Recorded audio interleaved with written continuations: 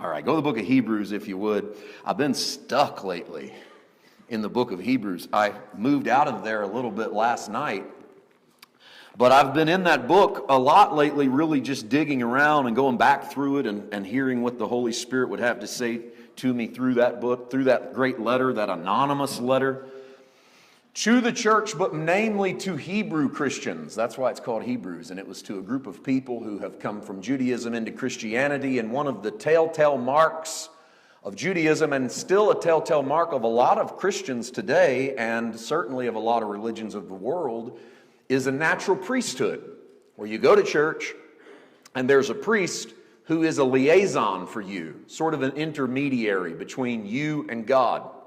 Even in the evangelical church, where we don't have a priest, we have surrogate priests in most churches called pastors, where we go in and we figure that if pastor will pray for me, then God will listen, and if pastor preaches, then I'll hear from God. And although we love in the evangelical church to brag that we don't have priests, we sure do treat the local church like a priest, sort of an intermediary between man and God. And so we're all maybe more familiar with the idea than we realize that we are. I want to dig into some passages from Hebrews 7 tonight, because I want to show you something that the author does in taking a spiritual idea, with putting it next to a natural priesthood, and on the other end of that interpretation, giving us a supernatural priesthood. And what I mean by that is Israel's had natural priests, real flesh and blood men, through the tribe of Levi, from the time of Aaron all the way down to the day this book was written. Judaism still had priests. There are priests in the church or the synagogue today, but there's no sacrifice going on in Judaism today. They don't have a temple, so they're not killing lambs. But at the time the book of Hebrews was written, that was still in existence. And so Judaism still had their priests, and they still had their sacrifice.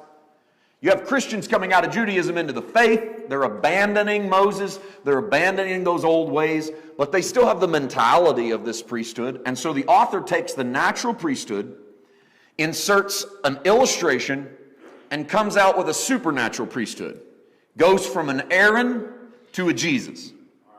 Goes from natural man to supernatural man.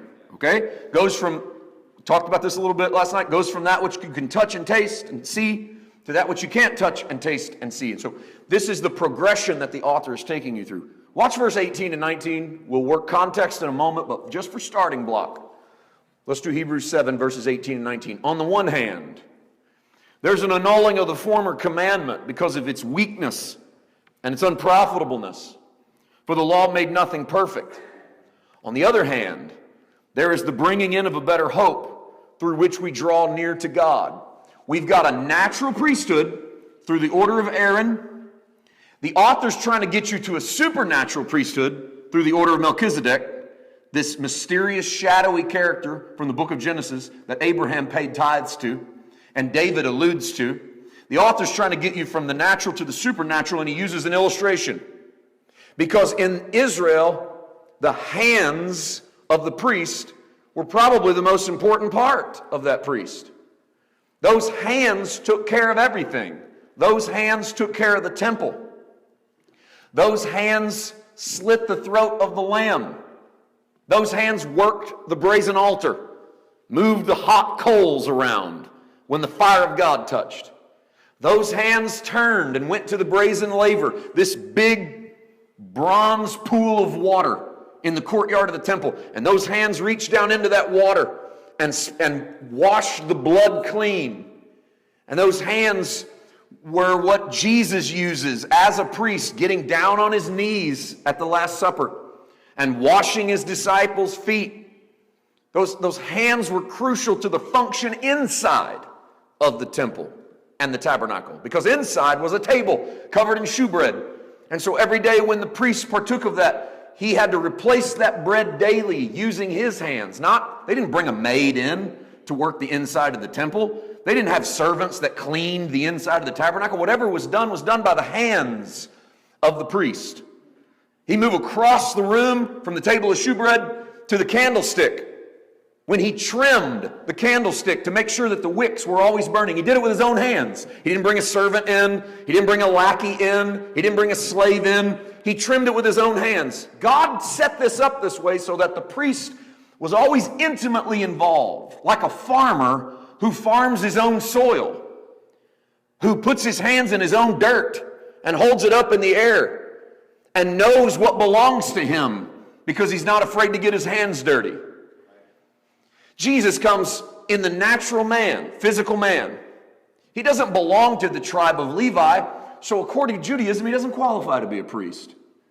But he sure does use his hands like one. Because everywhere Jesus goes, he does his own cleanup. He does his own outreach. He does his own thing.